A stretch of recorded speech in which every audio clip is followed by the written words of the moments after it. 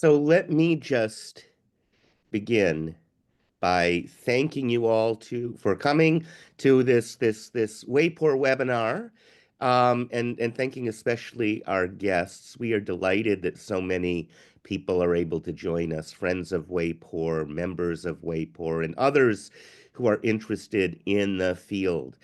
So today we're going to take a look at a topic that's of great interest for many people.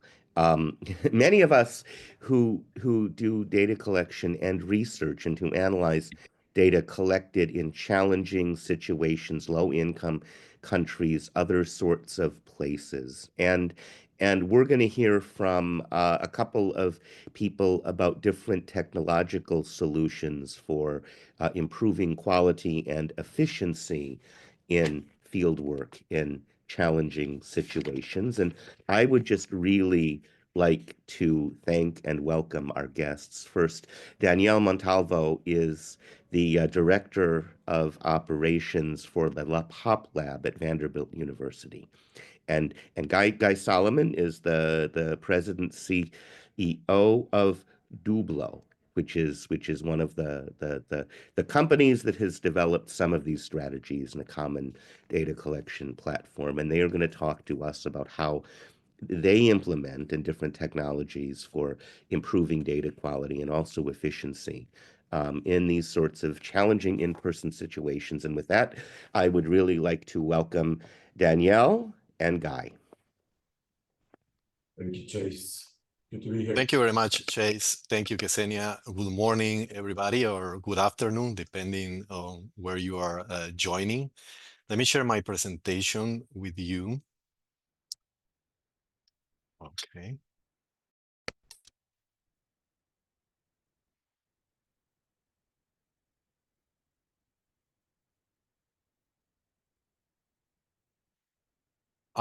Could you please confirm that you are able to see my full screen?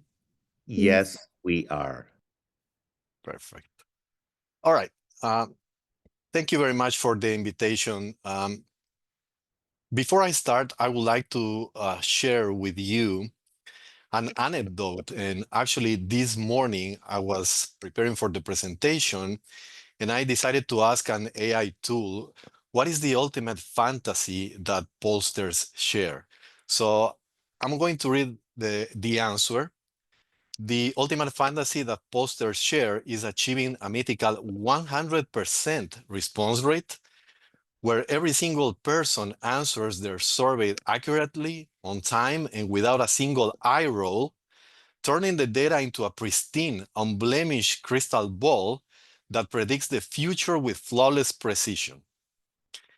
Wouldn't that be nice? Of course, we are very far from it, but in this presentation, we will share some tools for improving data quality that can get us a little bit closer to fantasy land. Before we start with the presentation, I would like to introduce LAPOP Lab for those who don't know what the LAPOP Lab is, and then I will let Guy to talk a little bit about Dooblo. So the LAPOP Lab is a research center located at Vanderbilt University in Nashville, Tennessee, in the United States. And the LAPOP Lab works under the umbrella of the Center for Global Democracy. The Center for Global Democracy has the LAPOP Lab, and then we're bringing another large project. We will make the public announcement in this fall, so please stay tuned. We have more than 30 years of experience conducting high-quality public opinion research on democracy, the economy, and society, and other topics like crime, corruption, etc. But then our flagship project is the AmericasBarometer. Maybe some of you have heard about the AmericasBarometer. Some others have worked extensively with the dataset.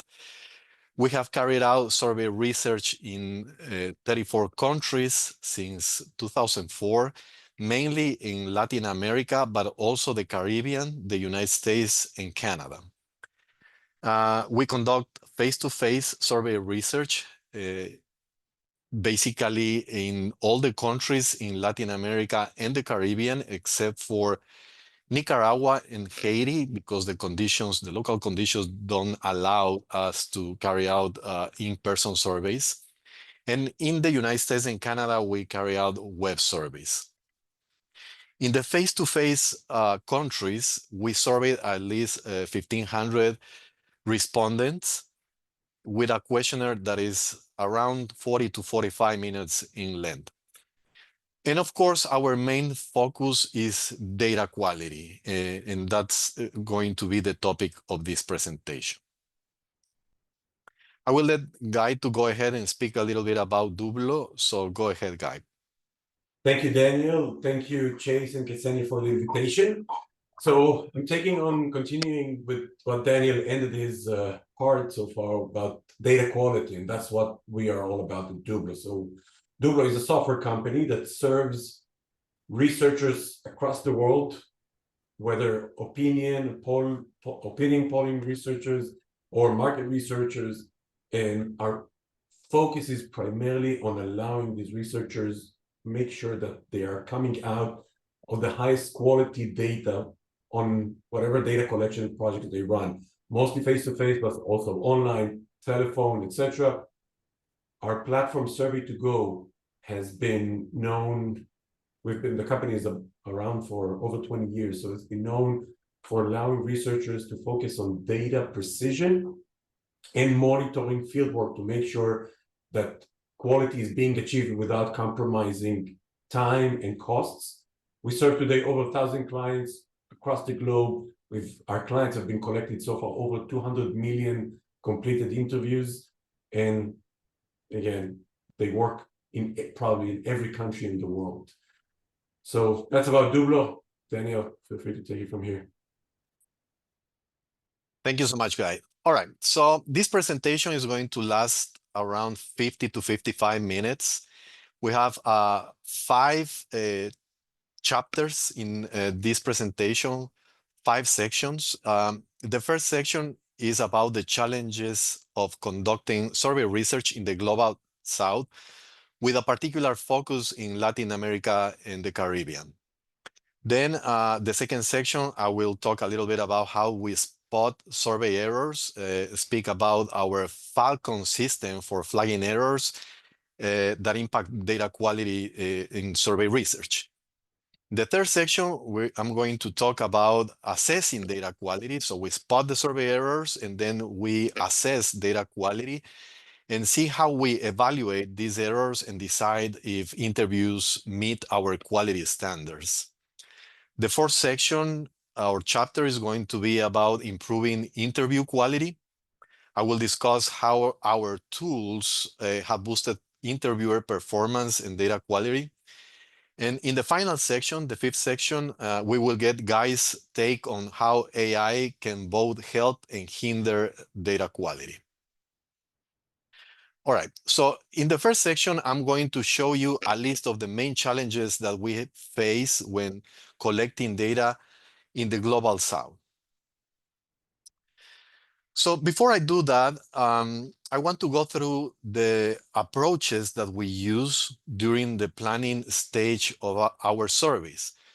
We use the total survey error framework, and we start by crafting questionnaires that minimize measurement error.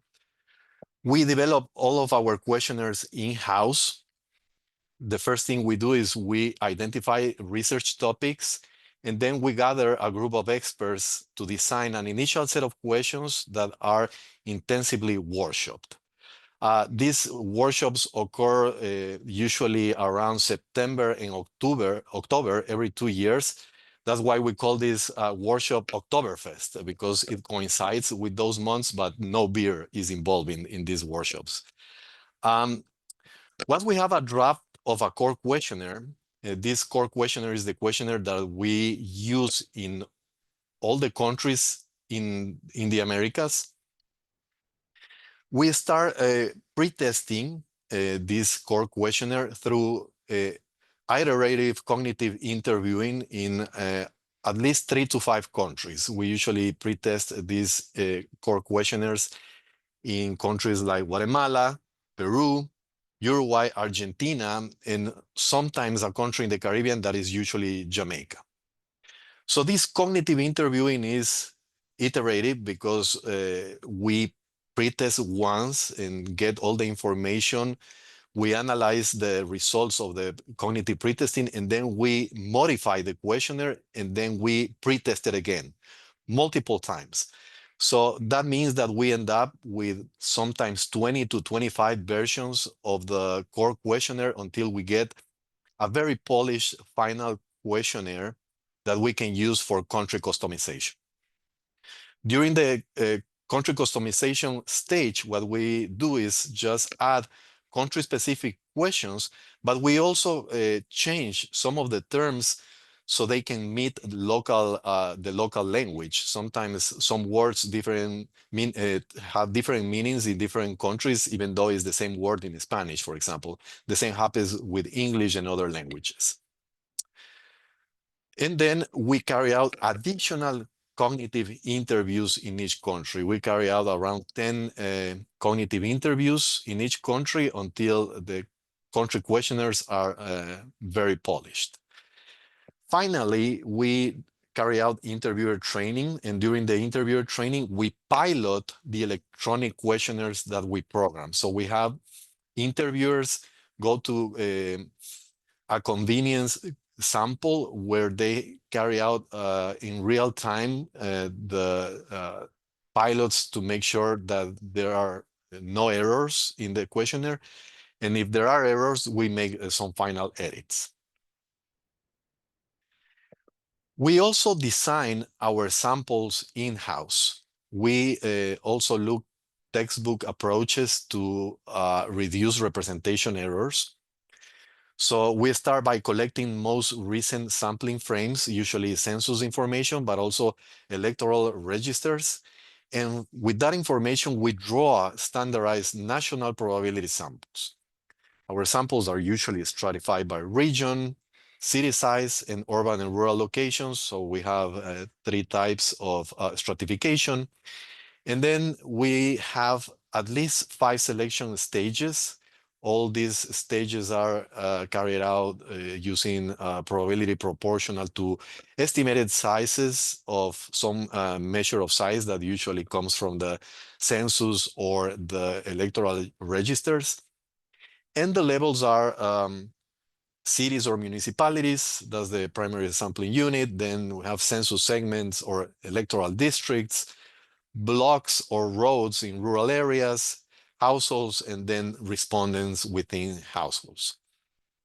Our samples are clustered at the segment level, which is equivalent to census tracts here in the United States. And we also gather maps with the survey firms and plan fieldwork logistics. And by the way, we don't contract our surveyors or interviewers directly. We work with survey firms in all the countries where we carry out survey research. So we work with them on gathering maps and planning fieldwork logistics. And we also work with them on interviewer and supervisor training and assigning work areas to interviewers. All right. So following this meticulous design phase, the implementation phase is carried out in a terrain that looks like this. We have serious issues of crime and insecurity. Just to give you some background data, in 2024 America's Quarterly Report, they find that Latin America and the Caribbean is home to over 40 of the 50 most murderous cities in the world.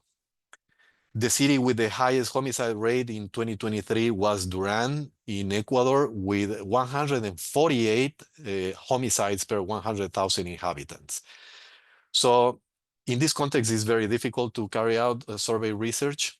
Between 2016 and 2022, homicide rates increased by nearly 500%. So it is becoming increasingly dangerous to conduct survey research in Latin America and the Caribbean.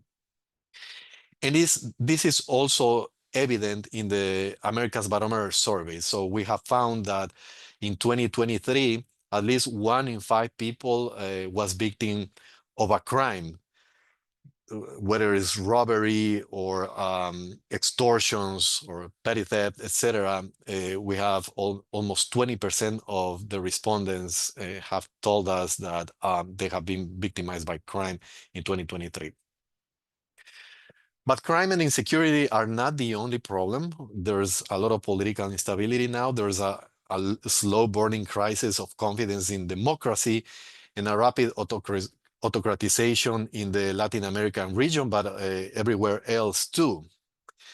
In this context, it is becoming increasingly difficult to carry out data collection without putting interviewers, but also respondents at risk. There are a lot of concerns about free speech. These concerns have increased among government critics in many countries, so it is difficult now, more difficult than ever, to get real responses because respondents are very worried about free speech.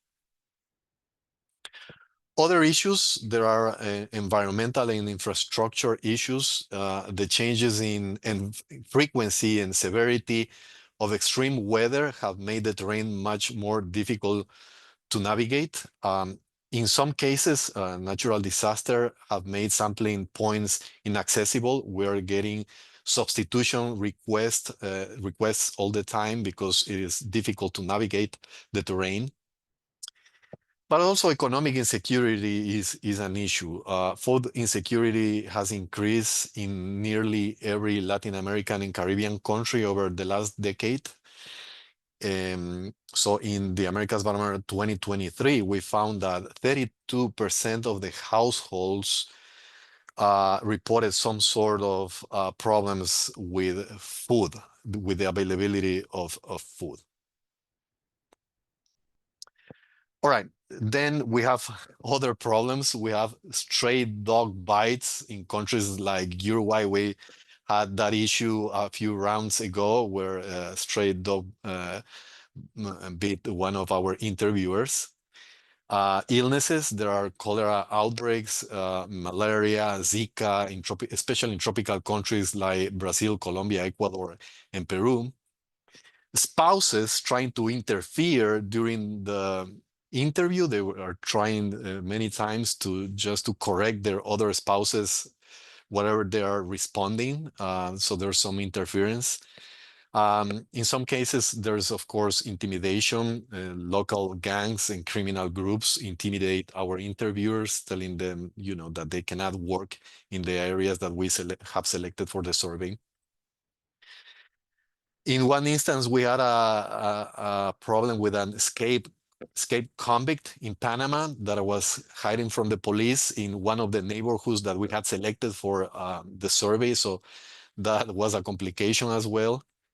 And of course, the last problem is a problem that we all have, low response rates, particularly differential non-response that could render bias estimators.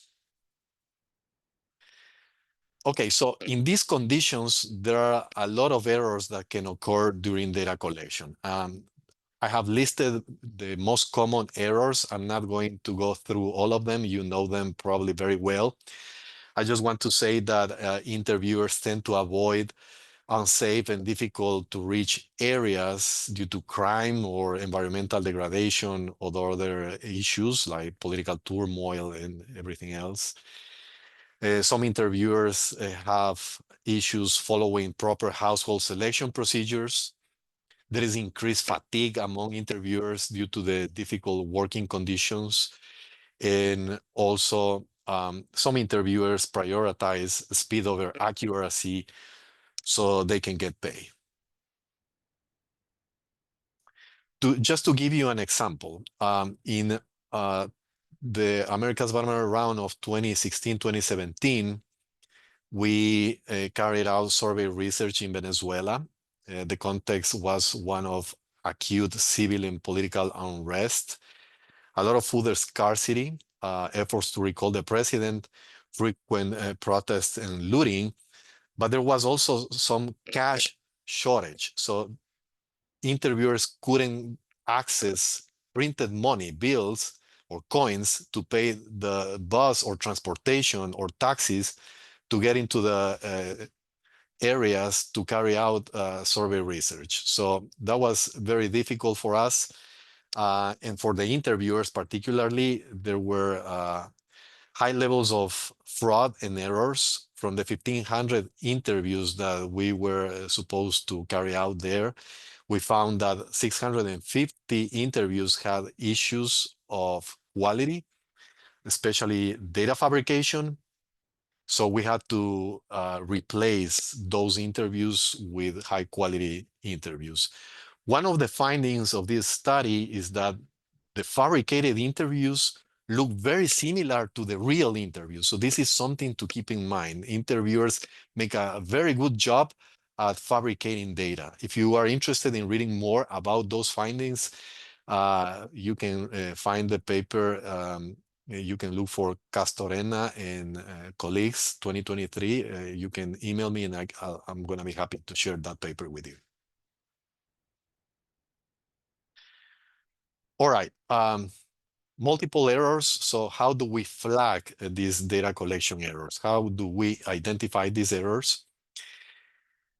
Of course, our primary objective is to prevent these errors from happening in the first place. But when they happen, we need to have a good system to detect those errors and correct those errors as soon as possible. So what we're doing with the system that we have is we are detecting these errors in real time, in almost real time.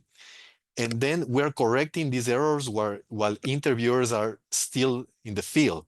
Sometimes, since the samples that we use are probability samples, we select difficult to reach areas that sometimes require a 4-hour bus ride and then another 2-hour boat ride just to get to a sampling point. So it is very important that we are able to detect and correct these errors on time. So we can ask interviewers to replace low quality interviews while they are still in these areas, these difficult to reach areas. But what do we do to train interviewers? We emphasize the fact that quality standards are key for comparability, validity, and reliability, but also credibility of the survey project, but also cost and efficiency. We also teach best practices for interviews and technology use.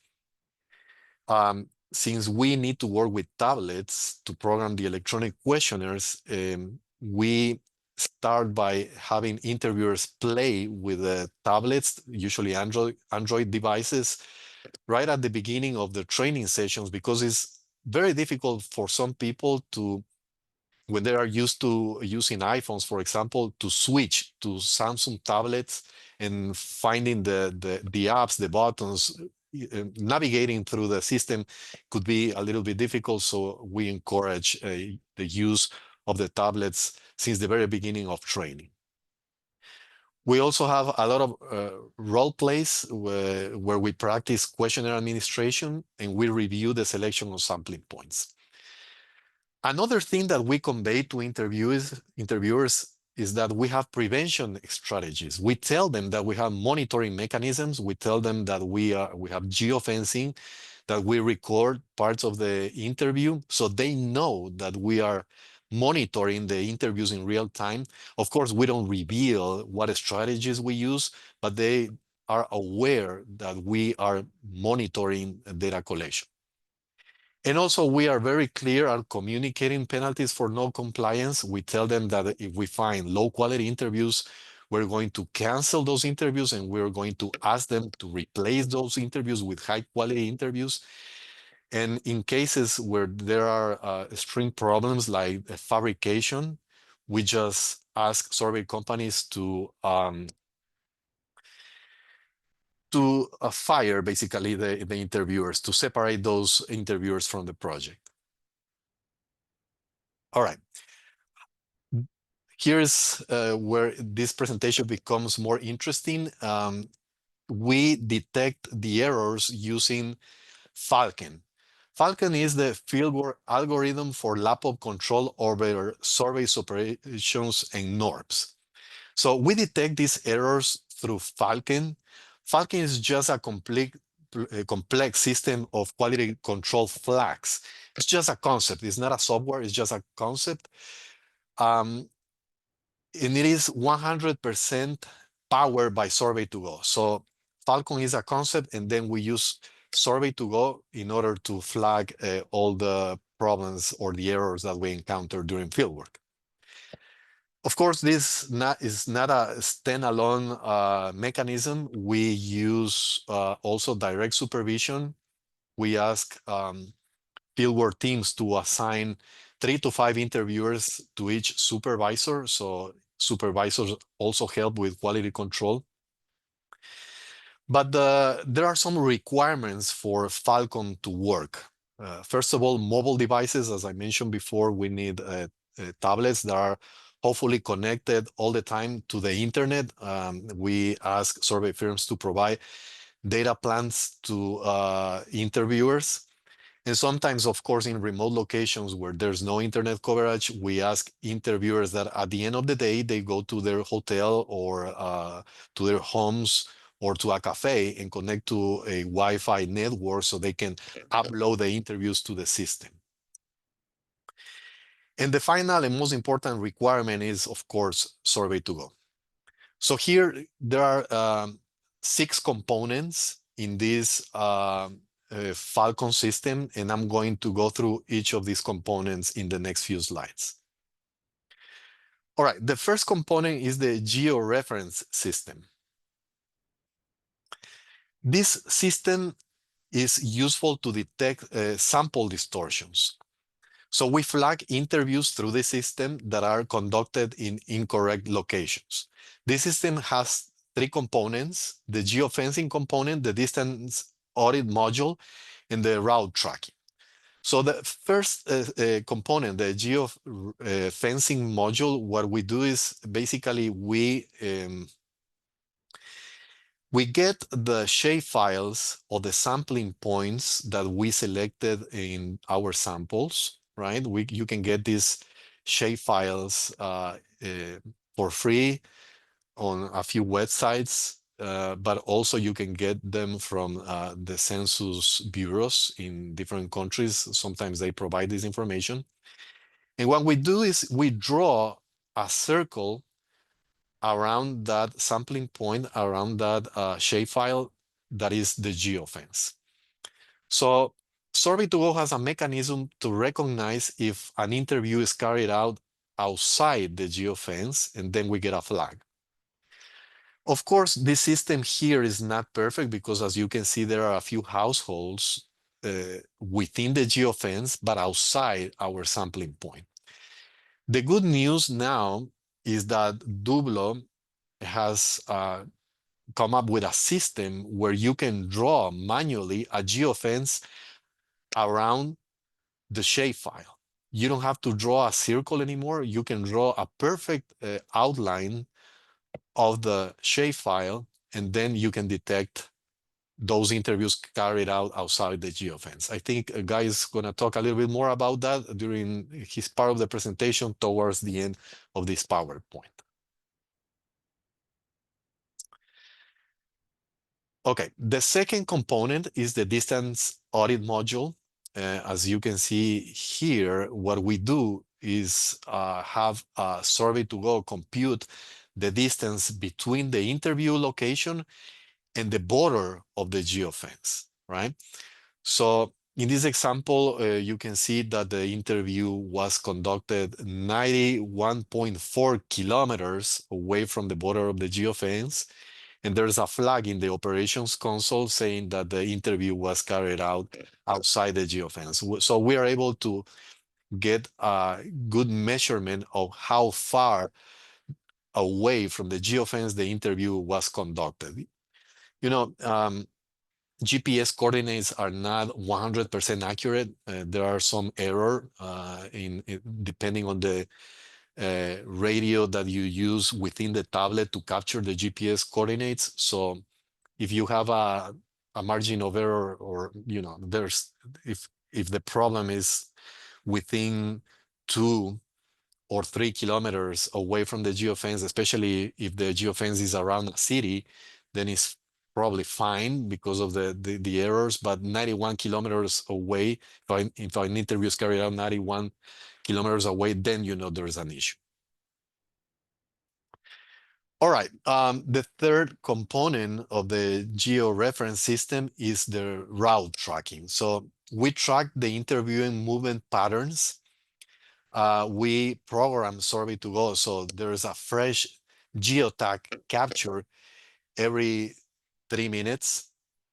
We don't have a constant GPS reading because that will drain the batteries of the Samsung or the tablet devices quickly.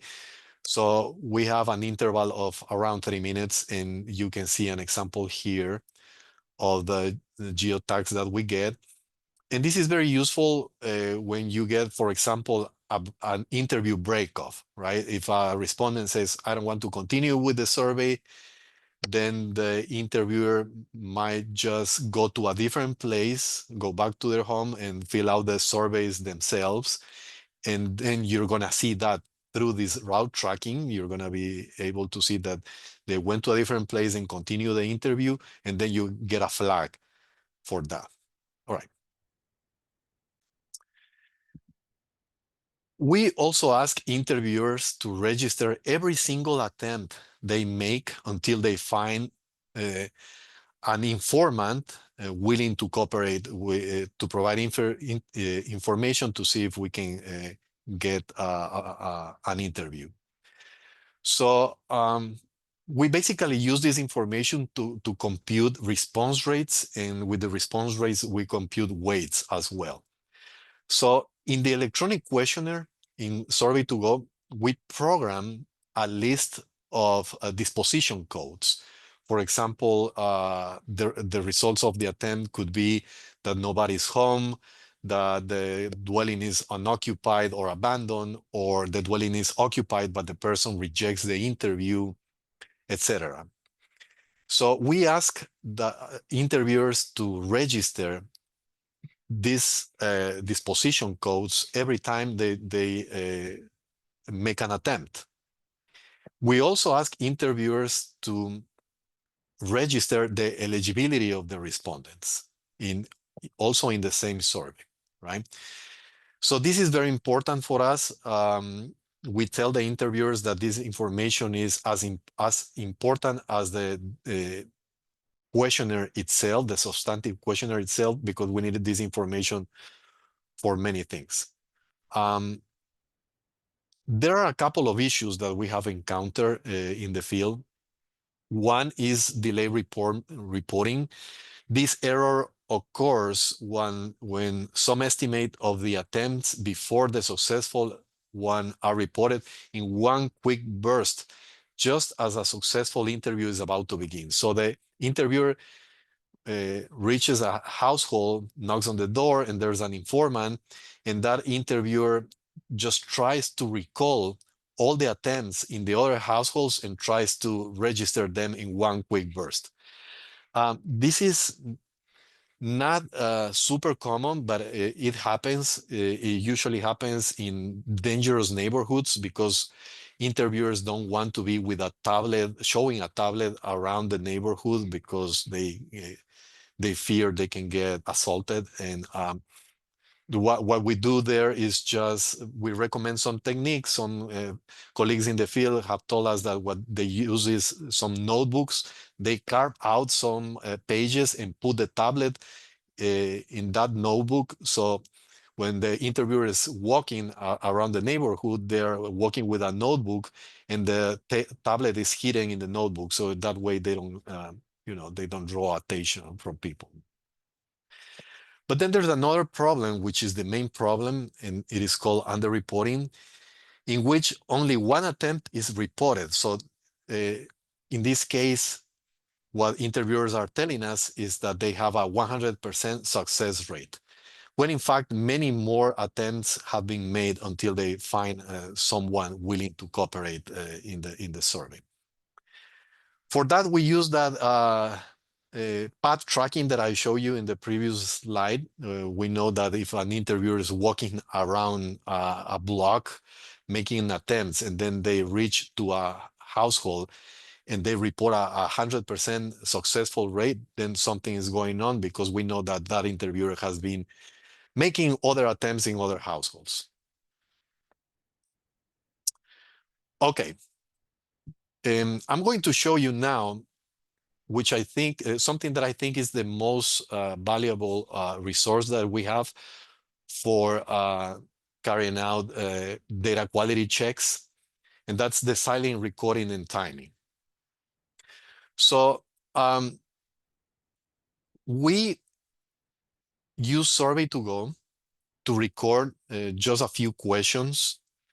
We want to hear how the interviewer is reading the questions, and we enable the silent audio recording in 10 to 15 questions. We don't enable the silent recording to 100% of the interviews, because that consumes a lot of storage and is very expensive.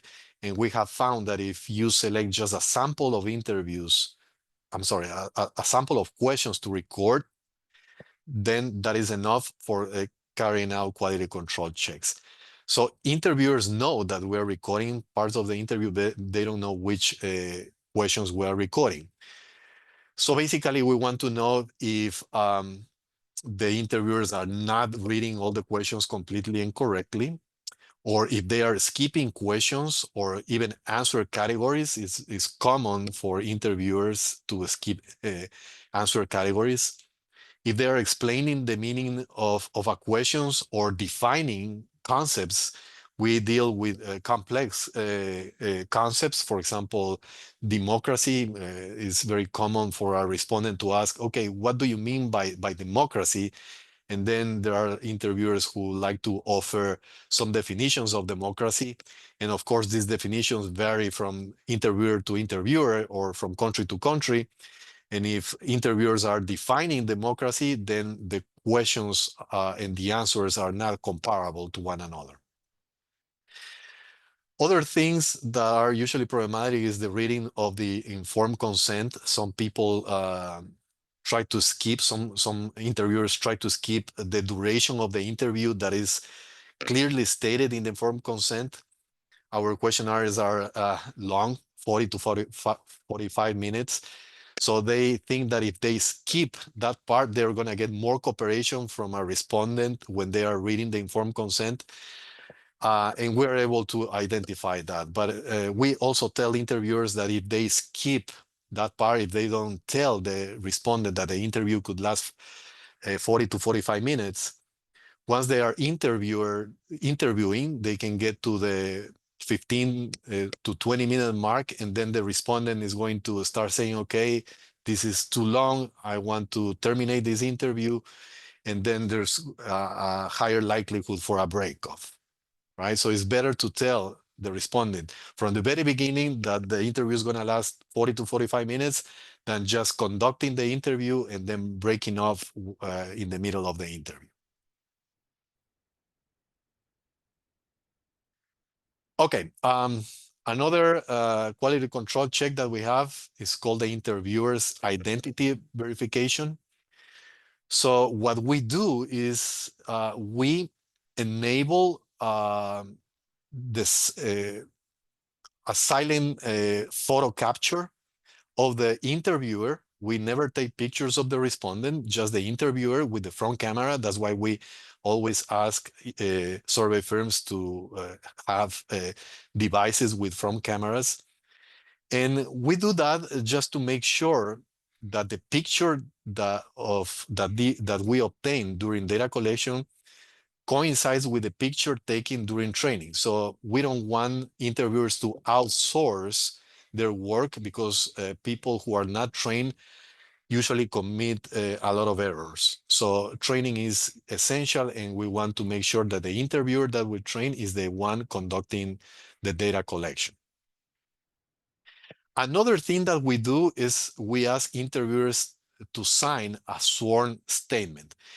We do that because we found that in a study by the US Department of Education, they ask students to sign the school honor code prior to taking the final exam. Why? Because that apparently significantly reduces the amount of cheating in the class. So we think that by having interviewers sign this sworn statement, there's going to be less cheating. Of course, we haven't done an experiment or we don't have data to prove this, but it would be something interesting if someone is so if someone wants to carry out an experiment like this in their own studies. Okay, now we have a system for automated flags. There are some flags that come with Survey2Go with the system itself. The first one is the duration flag. You can program a minimum duration and a maximum duration of the questionnaire. And then the time of the day flag. So we usually say, okay, if somebody is carrying out interviews at 2 a.m., there's something wrong, right? Because it's a very unusual time to carry out interviews. Also, there's a flag for the absence of GPS. Some interviewers, we have found that they turn on the airplane mode on the devices, so we are not able to get GPS coordinates. So there is a flag for that. But also there is a flag for a fake GPS.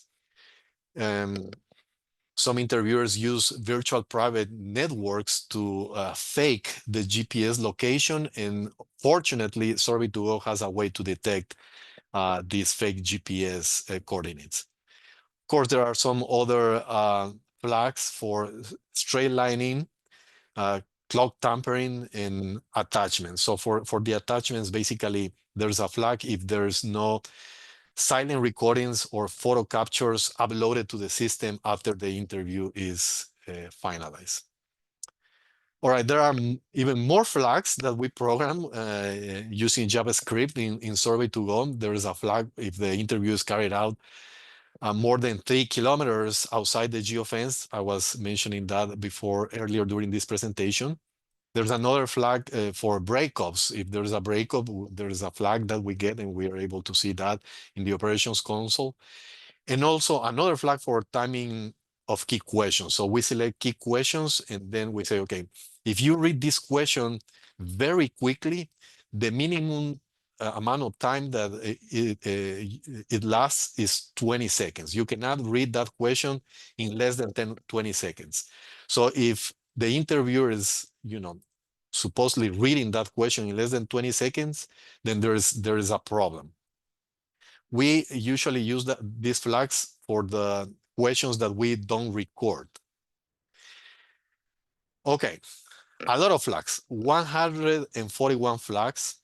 And the good news here is that according to a study that some colleagues did when they were working with us, Molly Cohen and Zach Warner, you just need 30 of these flags to account for 93% of all canceled interviews. So you can just get more efficient at analyzing the flags. And from those 141 flags, 30 flags account for 93% of the canceled interviews. Okay, so what do we do with all these flags? There's a bunch of flags. What do we do with them? We have dedicated auditing teams study the flags of each interview.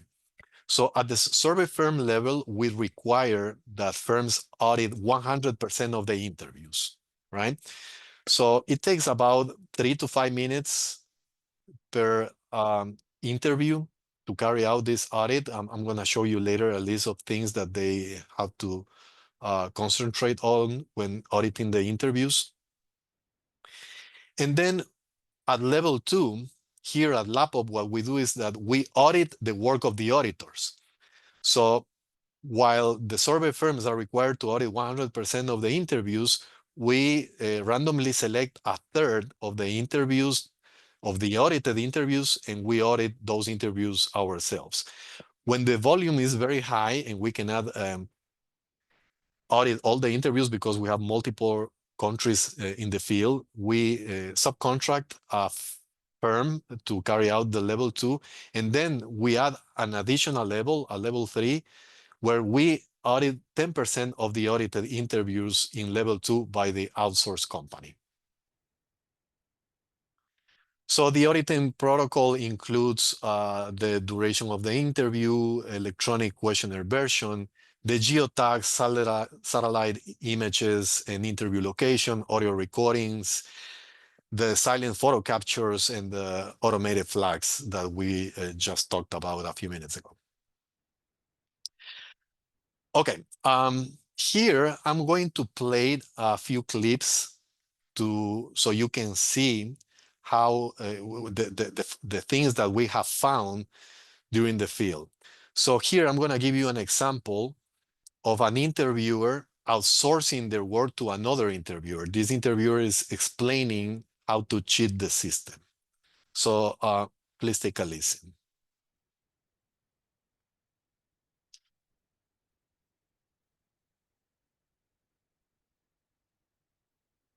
Okay, right here. Ahí está, mira, ahí está. Buenos días, tardes. Mi nombre está, aquí dice Karina Arias, pero tú vas a decir tu nombre. Y todo, puedo hablar con la persona que haya cumplido más años, más recientemente, pero pues ahorita toda la que agarres, no nos andemos. Okay, so the interviewer was explaining to the outsourced interviewer what they have to do in order not to get caught. But of course, there's reasonable doubt, right? Like the lawyers say here, we don't have enough evidence to see if that person is guilty or not. And then when we look at the silent pictures that we take, we see that this person was covering the camera. So now we have enough evidence to determine that this interviewer was outsourcing their work. Here's another example about data fabrication. I'm going to play an audio file where the interviewer is reading the question, and then it seems that the same interviewer is just covering their nose and reading and just giving an answer, pretending that the interviewer is actually a respondent. So please take a listen to this audio file. Para comenzar, en general, ¿qué tan satisfecho está con su vida? ¿Usted diría que se encuentra muy satisfecho, algo insatisfecho o muy insatisfecho? Algo satisfecho. Muy bien. Okay. Again, there's reasonable doubt. It sounds like the same person is covering their nose and just pretending to be the respondent. So we need more evidence to see if this interview was actually fraudulent. So, of course, we look at the pictures, the silent captures, and then we see the interviewers lying in their bed, just conducting an interview themselves. There's a couple of examples here. And then we see more information. We see that the actual interview took 7 minutes, when in reality, it is impossible to carry out the full interview in under 40 minutes.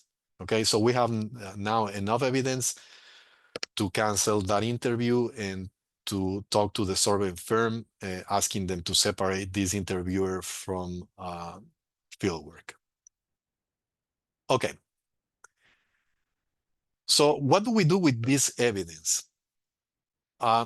Survey2Go has a chapter called the Quality Assurance chapter that we call QAC in LAPOP.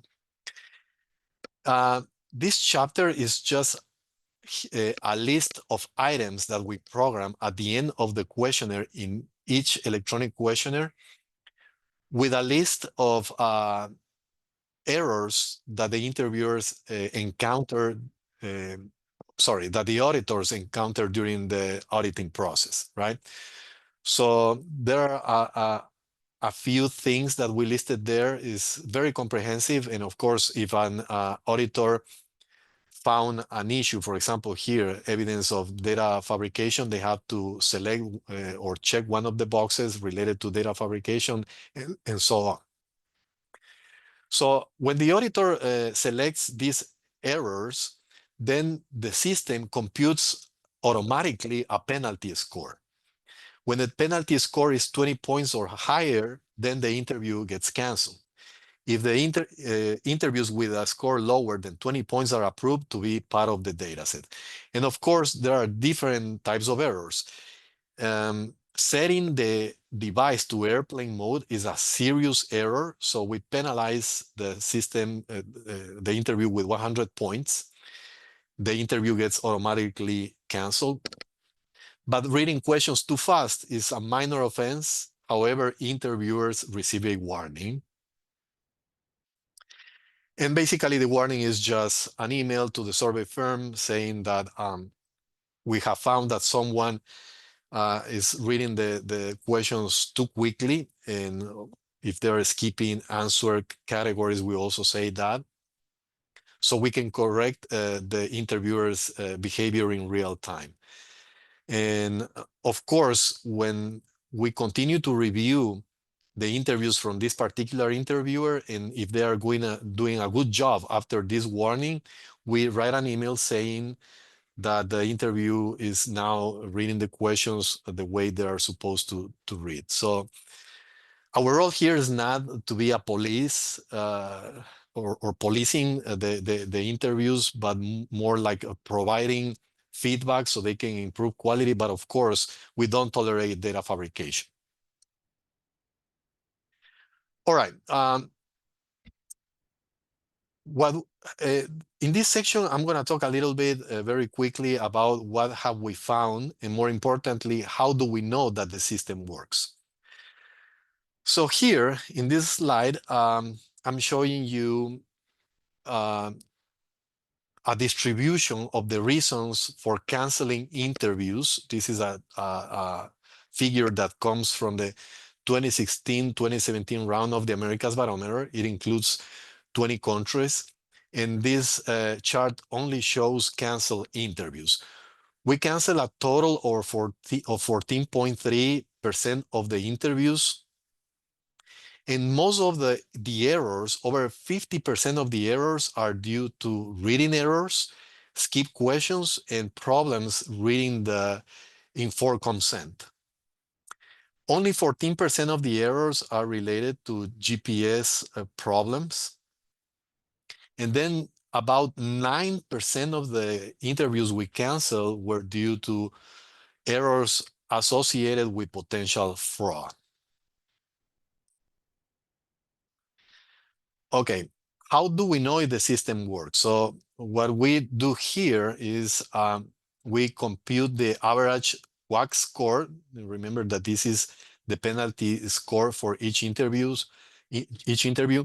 This graph includes all the countries and all the approved interviews and the canceled interviews. So we see that through time, the penalty score decreases as the fieldwork progresses. So it means that we, as interviewers, experience this system, they tend to commit fewer errors during the course of fieldwork. Of course, you can tell me, okay, but the auditors could also be reporting fewer errors because they are already tired and they are not reporting errors. That's why you see this downward trend. Just keep in mind that we have a level 2 quality control. So we audit the work of the auditors at level 1 to make sure that they are reporting these errors accurately. And another thing that we find is that errors consistent with fraud also decrease with time. So the percent of canceled interviews due to potential errors related with fraud decrease over time as well. So this is some evidence saying that the system works. Okay, I'm going to ask now Guy to tell us a little bit about how technology can help. So please, Guy, go ahead and take it over. Thank you, Daniel. So, Daniel, I think you laid out the challenges beautifully and the powerful ways technology can help overcome them.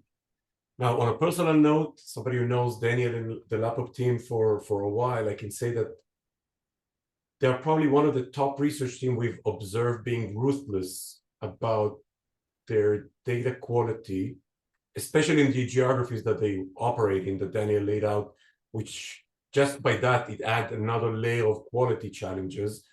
And their Falcon system is a huge part of that. So I do encourage you to follow up with questions about that.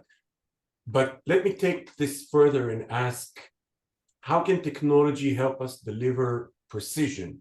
So how can I make sure I'm not compromising my credibility while working towards operational excellence? Researchers today, they demand that gold standard of quality of face-to-face, or sometimes with mixed mode, but at the same time, they want faster turnarounds. So the question becomes, how can we deliver speed without compromising quality, or even while actually increasing quality? So in addition to everything you've seen so far from Daniel, I want to highlight two areas where researchers have consistently asked us for better tools. So one, operational visibility. So as researchers, we have dashboards for survey results, and we have beautiful visualized charts of that. But what about dashboards for the operations themselves? So how can we help ourselves achieve that operational excellence? So as researchers, we want to know, for example, how fast fieldwork is progressing in real time. Where are the bottlenecks? So you see it in the upper chart, and you have charts that gives you in real time that information. So what are the key quality issues my team is struggling with? You can see that in the pie chart on the left. And critically, who are my top performing interviews? Because I know, as Daniel showed you, what happens when you have enumerators in the field that are actually compromising quality or not following methods that can put the whole data set at risk. So if I can actually know who are my top performing enumerators are, I can deploy them also in real time for the next days, and also for the next projects that I can focus on that, and just by doing that, increase my quality and efficiency significantly. The second part, and Daniel touched it earlier with a couple of examples, is geolocation. So we must understand that geolocation now is much more than just GPS dots on the map. So it's about guiding interviewers to the right location with precision. It's enforcing location-based quotas in real time. And number three, making sure that interviews are happening only where they are supposed to happen, with high location precision, like in the example that Daniel showed you, where you can, instead of just using the circles, you can actually paint the exact location that you need. And if you look here on the right, the bottom right side of the screen, you can see an example of one of our customers that they did geolocation, and you can see in real time kind of the quotas being filled based on location. So I must say, like, these features might look like a nice to have, but they are not nice to haves anymore. They are the foundation for running efficient and reliable projects. Keep in mind, and I probably don't need to say that to you, but you know that quality is the essence of everything that we do here. And if we compromise quality, we compromise our own reputation here. So our focus is to give the researchers more control over the quality. So before I go to AI, I just want to kind of close around a couple of words around what I discussed before. So today, your supervisors, they no longer have to wait days to review data. So until today, people are still using Excel sheets and reviewing them only after fieldwork is done or a couple of days after it's happening. Now they can see problems as they happen and act immediately. His interviewer is speeding, it will be flagged and will be flagged on your screen. Someone is drifting out with their geozone, it can be blocked. A quota is being overfilled, can be automatically paused. So it's not just visibility, it's actionability. And this is key in giving the researchers the powerful tool to achieve that operational excellence. Because the faster you can react to quality issues, obviously the more trustworthy your data becomes. So let's move to the next slide. So as you know, you can't have a presentation today without mentioning AI. And of course, we're going to talk about it. But I want to start with something that might seem obvious. So our goal as researchers hasn't changed. It's still about getting the best quality data as efficiently as possible. And I say that because we sometimes get so excited about the technology, and us as technologists, believe me, I know that. But sometimes we tend to forget that it's not the destination rather than the facilitator. So the questions remain. Do I trust AI to play a leading role in my project? And two, will using it compromise my data quality? So our perspective today is this. As technologists, we are super excited about AI. But as researchers, we must apply the exact same rigor, the same standards, and the same validation to AI as we do with our own sampling or our own questionnaires. AI can help tremendously, whether it's auto-coding, image analysis, transcription, quality flagging, even suggesting follow-up question, but it must always serve the research, not replace it. So at Dooblo, we play with AI tools, and we try to see how we can help our customers use it in a smart way that won't compromise their work. And we came up with a few things that we saw could help. So if you can just click on the, all right, so on productivity, so we see it we help our customers use it for transcribing, auto-coding of open-ended questions, so OCR, reading text out of objects, and image analysis. Okay, all of those are great. They work, but again, I'm putting a huge asterisk here. They are great as second-order validation or second-order help. For now, our view is that these cannot be kind of the leading technology for projects, because then you will be compromising a lot of quality. In specific cases, it can, and I'm happy to talk about it later. So that was on productivity. If you can click on quality. So validate questions are being asked correctly. So once we can do transcribing, we can see and ask the AI to flag questions that are not being asked properly. Consistency checks, we've seen it working very nicely. Quality scores. So Daniel was talking about that exactly in Survey2Go, and they are rigorously applying it. AI can help us add more data points to that score and help us get even further advanced with our quality score. And last, we started playing with that. And again, that could work very nicely, but it can also make some mistakes. But we're testing how AI can offer follow-up questions.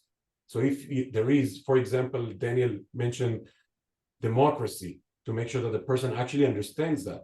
So if I can ask, do you know what democracy is? And then the respondent is answering, AI can set a follow-up question to further make sure that both the researcher and the respondent are talking on the same thing. Okay, but again, big asterisks, this can also be a bit misleading. So the goal here is to very closely monitor that work.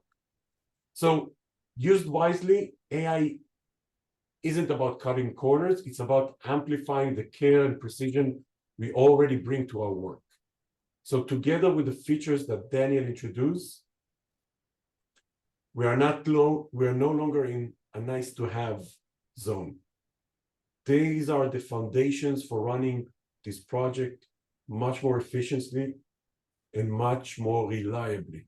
So keep in mind, our credibility is on the line, and we need to apply all the tools that we can get to keep this reliability and actually even further amplify it without risking our operational excellence. Thank you. Thank you very much, Guy. It's really fascinating to know that you are always at the frontier with technology, and we are looking forward to continue collaborating with Survey2Go. And actually, we are now studying the possibility of asking open-ended questions, especially about democracy, because that's the topic that we work on the most. And then using AI with Survey to Go, so we can get some transcriptions of the responses from respondents, and then we can also get some patterns using AI analytical tools to better understand what people think when we talk about democracy. So just to finalize very quickly, some conclusions about this webinar. Survey data quality faces significant challenges. It is even more challenging now than before to conduct survey research in many countries in the global south, but particularly in the Latin American region. But using tools like Survey to Go and Falcon, we can find a solution to these problems of data quality. We know that data quality improves over time, especially with effective monitoring.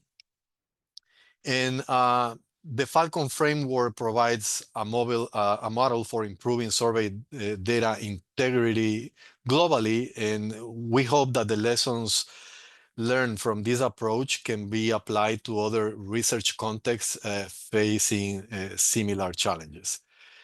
We will end our presentation here, and now we are very happy to take any of your questions or comments. Thank you very much for your time. Well, Danielle and Guy, thank you both very much. So we do have a bunch of questions here, and so thank you for joining us to the audience. We are delighted to take questions and have a bunch already in the Q&A. This from Fabiola Serron. How many human resources do you need to operate Falcon? It depends on a lot of factors. So it depends on the number of interviewers, for example. What we usually have is a ratio of 1 auditor per 10 interviewers. So if the survey team is composed by 20 interviewers, you just need a couple of auditors that are well trained, and then that's it. And of course, you need to be able to rotate, because it is exhausting listening all day to the responses and looking at pictures, etc. So if you can add 1 or 2 more just for rotational purposes, that is enough. So you don't need a lot of human resources, but you need people who are very well trained to be able to catch up these errors. Great, thank you. We have a question from Nat Stone from Algonquin College in Ottawa, Canada. He asks, what demographic groups in your surveys are most likely to demonstrate low response or non-response bias? That's an excellent question. When we carry out phone surveys, we have identified that is very common that we get answers from well-educated individuals. And usually we get answers from older individuals. So it seems to me that the younger generations don't like to pick up their mobile devices when you call them, because they are used to texting. And I can just talk about that from my experience with my teenager sons. When I call them, they usually freak out because they don't like to pick up the phone. They just say, okay, you can text me. Why are you calling me? So maybe that's one of the reasons why we get answers from older individuals when we carried out phone research. But when we do face-to-face, we also usually oversample people who are at home, right? So because we do household surveys, and usually women at least in the Latin American and Caribbean region, they tend to be at home more often than men, but also older individuals. So those are the people who are usually overrepresented. We use a frequency matching approach at the household level to make sure that we are not interviewing just women and older individuals, But when we carry out phone research, we do RDD, and we get that imbalance, and we need to use post hoc adjustments through weighting, basically. Thank you. So Lynn Gwynn has a question. Could you share your expressions on how the survey topic on political questions affect some of the challenges you mentioned, such as coercion, low response rates? Would this be different for surveys mainly on other topics like health, family planning, and such? Again, excellent question. We haven't conducted an experiment but my general sense is that questions related to crime, for example, are tricky in some contexts, um, especially from our experience working in countries like Mexico, Colombia, or Ecuador, and even Brazil, where crime rates are high. When you have questions about organized crime, it is a little bit tricky to get high quality responses, but also fieldwork becomes difficult because there are some criminal organizations that patrol these areas, and they interrogate our interviewers, asking them what they are doing in those areas, and we have to show them the questionnaire. And if they see that they are we're asking questions about organized crime, then it is a little bit difficult to get so, the opportunity to work in those areas. In some other contexts, like Nicaragua, for instance, asking questions about the government and especially trust in institutions is particularly challenging because people are afraid that the government is listening. So we make the phone calls from outside Nicaragua, from our call center in Costa Rica. We work with an institution that has a call center there. And we usually use Nicaraguan interviewers to call people in Nicaragua from Costa Rica. Now we're going to conduct an experiment to see if different accents have a different impact on the survey populations. We think that if somebody with a Costa Rican accent calls someone in Nicaragua, they're going to be able to speak more freely because respondents would think that this person is not from Nicaragua and hence is not related to the Nicaraguan government, right? So there's a hypothesis that we have there. Now, probably asking questions about health is a little bit easier. We have asked questions about water and sanitation, challenging questions because it requires a lot of cards and pictures to show people what we're talking about when we're talking about piping systems and the quality of water, etc. But still, I don't have a solid study to tell you which questions are easier to implement and which questions are more difficult. So thank you. We have a question from Celine Wheats. Most of the Falcon data quality checks are about interviewer behavior, but you also mentioned concerns about free speech. And we've been talking about some of these right here. But so should we maybe check for social desirability error and third-party interference during the interview? Should we cancel interviews that are flagged for respondent measurement error? Yes, that's also an excellent point. We focus a lot on prevention. So as you saw at the beginning of the presentation, we carried out hundreds of cognitive interviews with people via Zoom or Teams. We select these people at random, of course, with convenient samples, and we carry out the cognitive interviews of the surveys. And then we focus on social desirability. So we try to minimize social desirability. I would say that it's nearly impossible to get rid of all the social desirability, especially in our field of surveys, because we carried out survey research about government and politics and crime and corruption. We have carried out some experiments. For example, in Nicaragua, almost 10 years ago, we when we were able to do survey research in person in Nicaragua, what we did is we hand over some devices to the respondents so they can wear headsets, and we administer the questions privately using a recording device. So they get the question from a recording device instead of from the interviewer. And of course, we randomize the questions. Some were a little bit more politically sensitive than others.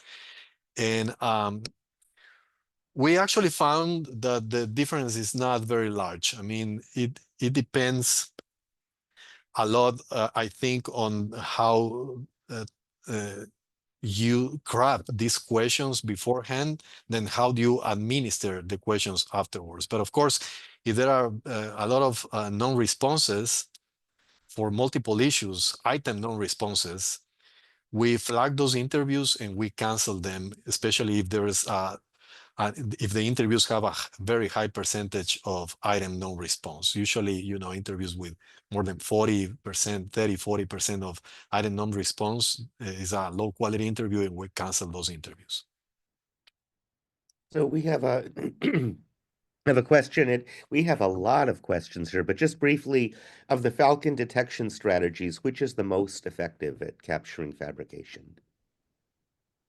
So basically, two tools. One, the silent recording, because you are listening to the reading of the questions, but sometimes you get to listen to the respondent as well, right? Because it is very difficult to filter out the person responding to the question. So if you don't hear a respondent at all in any of these questions, you can suspect that something is going on. So that's one very useful tool. Another very useful tool is the timing of a particular question. So if you know that the question lasts 20 seconds at least, if you read the question super fast, and there's no way you can read the entire question in less than 20 seconds, and the interviewer 2 seconds, then you know that definitely something is going on. So that's another tool. And the third tool is looking at the cameras, at the silent captures. As you saw during the presentation, we found some people just lying in their beds and carrying out surveys themselves. So that's a huge evidence for fabrication. So I would say those three tools combined are great for identifying fabrication. Excellent, thank you. Victoria Ferrero asks, you mentioned flagging about the poor quality interviews, but do you have other mechanisms for rewarding great performers? Does Dooblo offer quality tracking for a single interviewer across surveys? We do not have a reward mechanism. That's an excellent idea. What we basically just do is send emails saying, okay, this interviewer was making these errors, but now they are not making those errors. So please congratulate that interviewer. But other than that, it's up to the firms to compensate in some other way to their best interviewers. But this is something we can think a little bit more. Maybe an experiment will help us to find out if a reward mechanism will improve data quality as you provide these rewards. And I just wonder, Guy, is that if I were a firm and was doing many different interviews for different clients and I wanted to track my interviewers across lots of projects, is that something that would be easy to do? Yes, so today you can see, actually, in one of the slides, there was a list of the interviewers, and we tried to quantify their performance. And we looked at two measures. So one is the amount of interviews an interviewer is performing per day. But then the other measure is how many quality issues that interviewer is performing. So if you maximize those, then you optimize towards those, then you can have on our platform, you have a ranking of all of your interviewers. And I think that could be actually a good idea for kind of a next feature, to add a way to reward them directly. But today you can actually have the list in front of you and send them an email or any type of gratuity for their work. Excellent, thank you. We have a lot of interest in geofencing. I'm going to try to put two of these together, one from Noelia Carioli from Argentina and one from Fred Ngunga from Kenya. But roughly, it's the first question is kind of what kind of information is needed to program the geofences, who's responsible for that, LAPOP Central or the country locally, and when does the route tracking start and stop in terms of the auditor movement? Okay, I think there are two ways. The ways we use, the way we use here in LAPOP, and then the new way that Dooblo has just recently launched. So I'm going to talk about the first, the way that we program these geofences, and then I will let Guy talk a little bit about more about the way they have simplified the process of geofencing. So the geofencing that we use, we program here at LAPOP, we gather shape files, right? And then we see exactly what the interviews are supposed to be conducted. We work with survey firms and compute a centroid for that shapefile, right? So think of a shapefile just as a sampling point. So we identify the sampling point, we compute a centroid, which is just a geotag of the center of that sampling point, and then we compute a radius that is from the center of the shapefile to the point that is the farthest away from the centroid that includes the shapefile, and then we draw the circumference, right?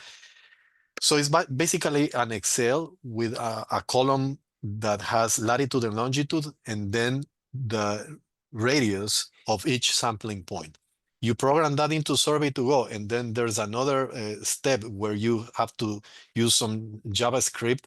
It is not super straightforward, but you know, the guys at Dooblo are very generous. They have a great system that you can get support from them, and they can tell you how to program these things using Java. But now they have simplified everything. So I will let Guy speak a little bit about their geo guidance system. Thank you, Daniel. So exactly what Daniel was mentioning. So we had geofencing was part of Survey2Go, but in a more cumbersome way, where it requires more programming. Today, you can literally take a map, you can draw on the map the areas where you want your interviewers to walk around, or you can even upload a KML file where you put the lat and longitude points, and it automatically kind of draws the map for you. So we have customers who've been drawing, like Daniel was mentioning, kind of not a circle, but the not asymmetrical shapes for that using shapefiles. But also we had customers who actually wanted their interviewers, so they built in Survey2Go tasks for, let's say, interview for John. So John needs to go to these 3 buildings. So you actually point them directly to specific buildings with tasks. And until John is actually at the building, the interview won't open for him. So today you can very easily draw these areas or mark the locations and also add tasks for them. We kept amplifying it, and we also added quotas, so you can track in real time from your office and see that quotas are filled on a geographical basis as well.